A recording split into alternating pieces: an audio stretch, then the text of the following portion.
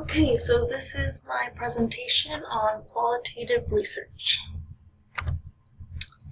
So, qualitative research places a big emphasis on the how and why, unlike quantitative research. See, quantitative research is straightforward. A hypothesis is formulated, variables of interest are observed, and a level of change is measured to produce results that may prove or disprove the hypothesis. Its purpose is to conduct a study in an experimental setting and measure change, plain and simple.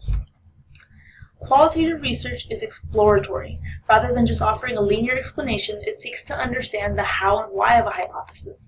Qualitative research is conducted in a natural setting, and participants are interviewed with open-ended questions in order to grasp the participants' experiences with detailed insight and understand context, perspectives, and interactions.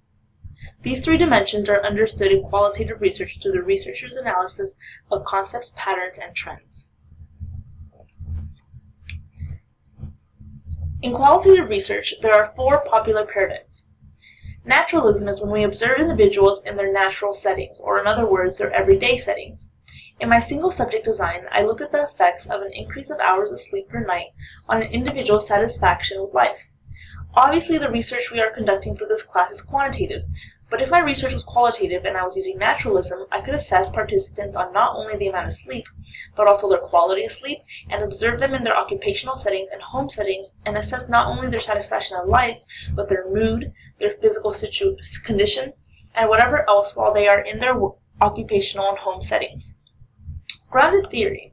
Grounded theory is inductive, meaning the qualitative research builds off an already established theory to further explore that theory.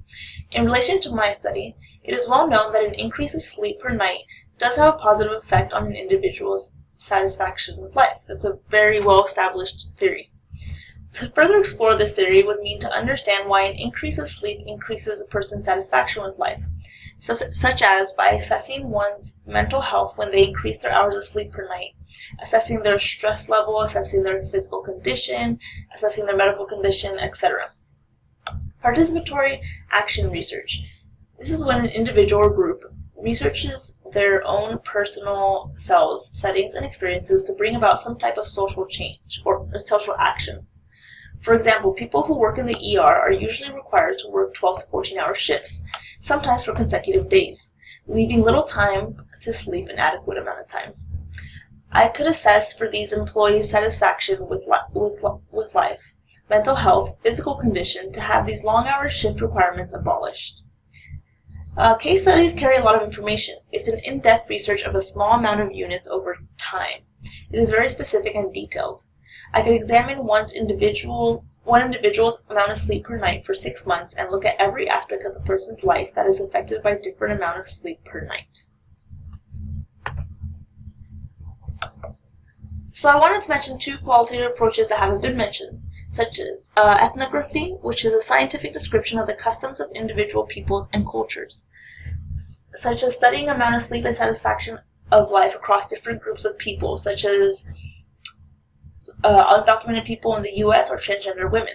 Phenomenology, an approach that concentrates on the study of consciousness and the objects of the direct experience, such as researching amount of sleep and satisfaction in life amongst people who have had a kidney transplant, which is one example. So the researcher participates in the role of the researcher or the observer. There could be four different roles. The researcher participates in the research, but does not let the participants know they are a researcher in the complete participant observer role. In the participant as observer, researcher participates, but the other participants are aware that the researcher is undertaking research.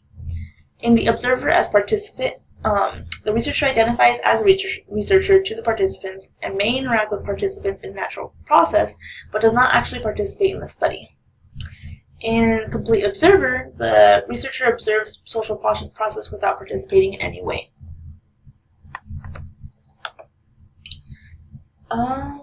In qualitative interviewing, researchers collect data in qualitative research, often through in-depth interviews that do not have predetermined responses and often are not very structured. Some of these are informal conversational, which is natural conversation that occurs spontaneously between the interviewer and respondent. General interview guide approach, which is interviews planned but is guided by lists or topics or issues. Interviews open to move in various directions.